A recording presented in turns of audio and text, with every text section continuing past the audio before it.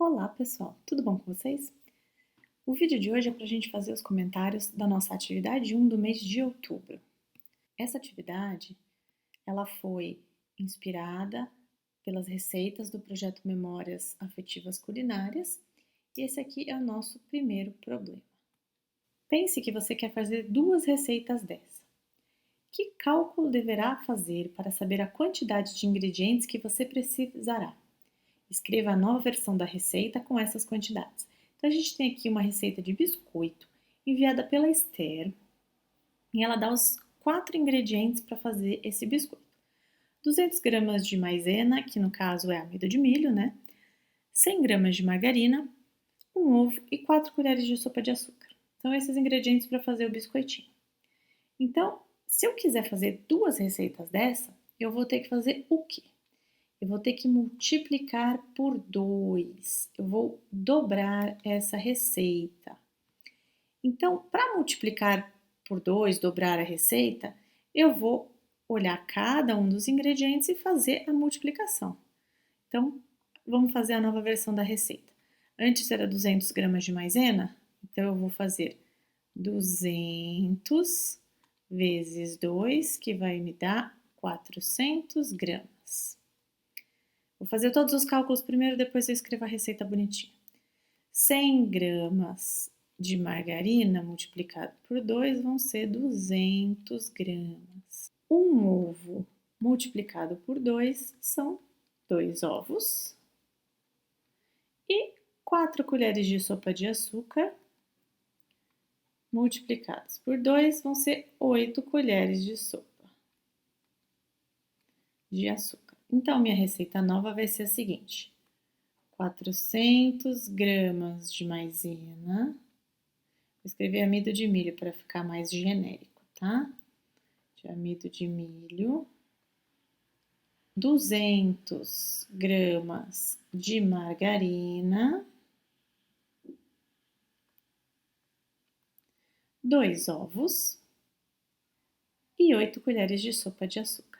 Então, essa é a nossa nova versão da receita. Segunda questão. Dentre esses ingredientes, quais nós compramos em pó? Então, vamos olhar aqui.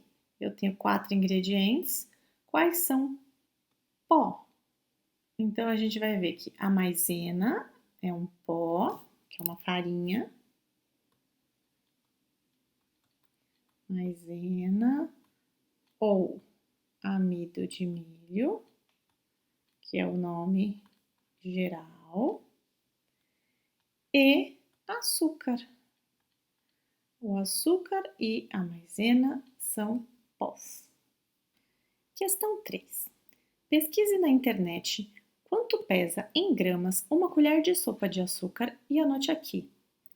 Quantos gramas de açúcar serão usados na receita original e quantos serão usados na nova versão que foi duplicada? Bom, eu já fiz minha pesquisa na internet. Aqui a gente não precisa de uma precisão total.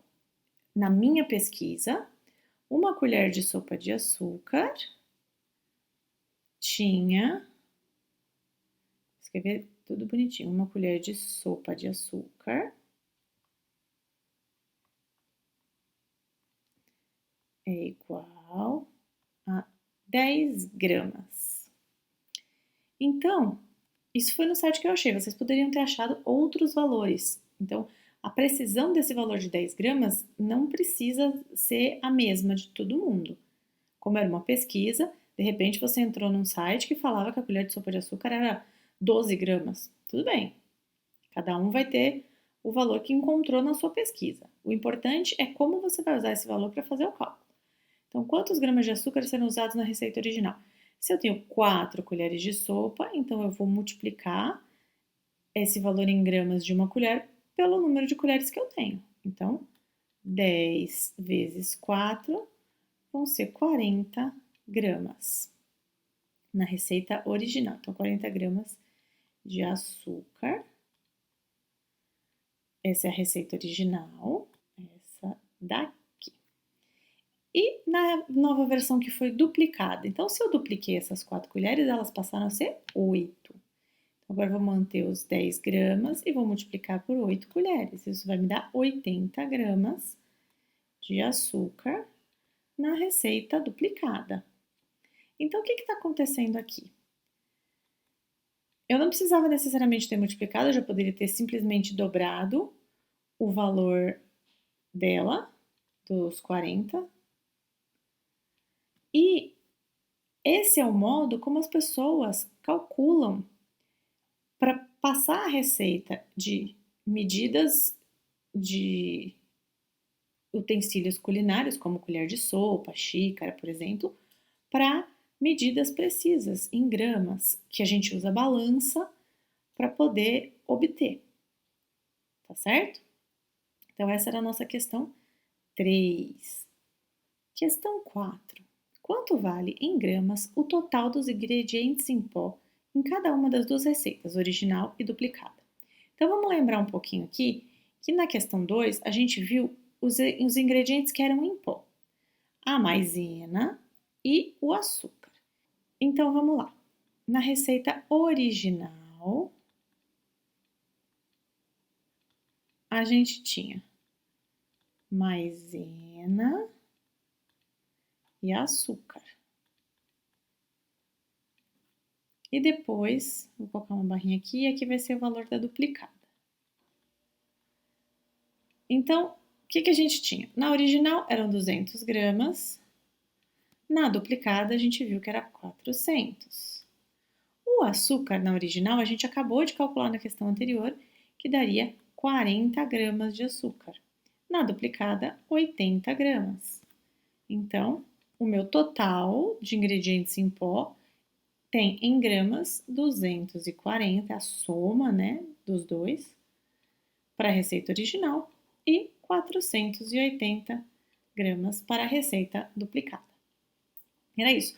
Aqui a intenção era que vocês identificassem quais eram os ingredientes em pó, vissem que vocês já tinham transformado o açúcar para gramas, porque com colheres de sopa vocês não conseguiriam fazer essa soma, depois somar os dois ingredientes para saber quanto que daria o total em gramas dos ingredientes em pó. Questão 5.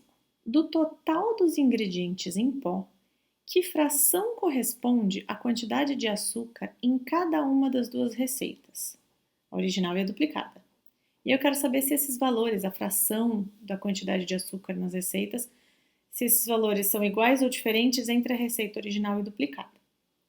Então, vamos relembrar o exercício anterior aqui, que eu tinha uma quantidade total de ingredientes, então aqui nesse caso são 240 gramas e aqui 480 gramas.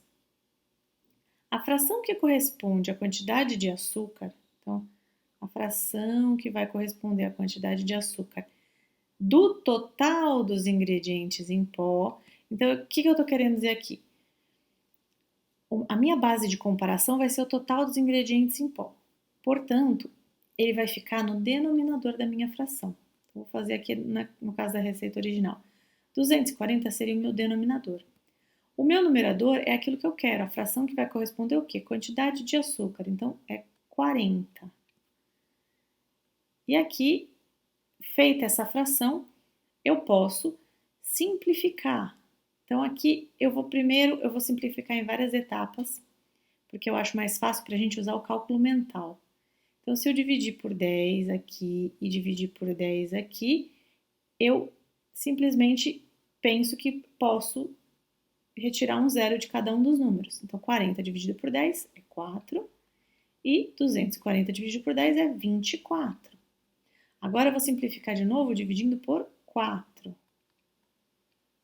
Então, aqui vai ser 1 e o 24 dividido por 4 é 6. Chegamos numa fração irredutível. Essa fração é a fração da quantidade de açúcar na receita original, ou seja, na receita original, se eu pegar o total dos ingredientes em pó, que é aquilo que está medido em gramas, 1/6 desses ingredientes é o açúcar. E aí eu vou fazer na receita duplicada. Então, mesmo raciocínio. Eu preciso dizer em relação a que eu estou comparando. o total dos ingredientes em pó. Então, desse total, que vai ficar no denominador, a fração que corresponde à quantidade de açúcar, ela estará no numerador. Então, nesse caso aqui, 80 gramas, no total de 480. Vamos simplificar da mesma forma. Vou dividir por 10 para eliminar os dois zeros. Vou ficar com 8 sobre 48. E aqui eu posso dividir por 8, porque se eu dividir por 8 aqui vai dar 1, né? E eu sei que 48 também é múltiplo de 8, porque 48 é 6 vezes 8. Então, isso aqui vai dar 1/6 também. Isso era o mais importante que eu queria mostrar para vocês, que mesmo com os ingredientes dobrados, a fração que corresponde à quantidade de açúcar, ela é a mesma quando a gente vê na forma irredutível. Então, isso aqui é uma comparação que do total, 1/6 vai ser açúcar, em qualquer uma das receitas, mesmo a dobrada, a triplicada e assim por diante. Porque aqui eu estou trabalhando com um conceito que chama proporção. A gente vai ver isso em outro momento. Mas aqui era só para vocês perceberem que isso não muda com o passar, o dobrar ou triplicar a receita. A sétima questão era para assistir um vídeo no YouTube e explicar como a gente pode dividir um ovo ao meio. Então o vídeo nos deu a seguinte ideia. A gente, para dividir um ovo ao meio, em alguma receita que for preciso, a gente vai bater o ovo, então quebra o ovo num recipiente, bate ele com garfo, não muito, só um pouquinho para misturar um pouco, e aí a gente vai fazer o quê? Separar metade do conteúdo batido. Isso pode ser feito usando uma balança. Então, você coloca a quantidade de ovo na balança, pesa e retira metade desse peso. Ou utilizando um copo medidor. Então, a gente tem lá aqueles copos com as medidas aqui, ele está graduado. Então, se uma medida do ovo batido for até aqui o número 2, por exemplo, a gente vai retirar a quantidade de forma que ele passe a ficar no número 1. Então, essa é uma ideia para dividir um ovo ao meio, que às vezes pode ser bastante útil. Com o resto do ovo que sobrar, a gente pode, por exemplo, colocar em um omelete, em alguma outra preparação. Pense no significado matemático de multiplicar uma quantidade por meio, multiplicar uma quantidade por 0,5, dividir uma quantidade por 2. Você diria que o resultado desses 3 cálculos é sempre o mesmo? Justifique com exemplos. Então, vou criar um exemplo aqui. 288 multiplicado por meio. Aqui, quando eu multiplico um número por uma fração, a gente sempre pensa na mesma linha. Então, eu posso pensar que esse número aqui, ele é um 288, eu vou deixar tracejado aqui, dividido por 1. Tá? Esse número aqui, eu vou multiplicar ele em linha. Então, quem está na parte de cima da fração, que é o numerador, vai multiplicar o outro numerador. Isso vai dar 288 vezes 1, é o próprio 288. 1 vezes 2 é 2. E aqui eu tenho a indicação de uma divisão, 288 dividido por 2. Isso vai dar 144. Se eu multiplicar essa mesma quantidade, então esse exemplo aqui, eu preciso da mesma quantidade para fazer os 3 cálculos. Então, 288 vezes, fazer a montagem aqui já, 0,5, como a gente costuma fazer. Então, o que eu vou fazer aqui? 5 vezes 8, 40, então 4, 5 vezes 8, 40 mais 4, 44, vão 4, 2 vezes 5, 10, mais 4, 14. Por eu ter uma casa após a vírgula aqui, eu conto uma casa após a vírgula aqui.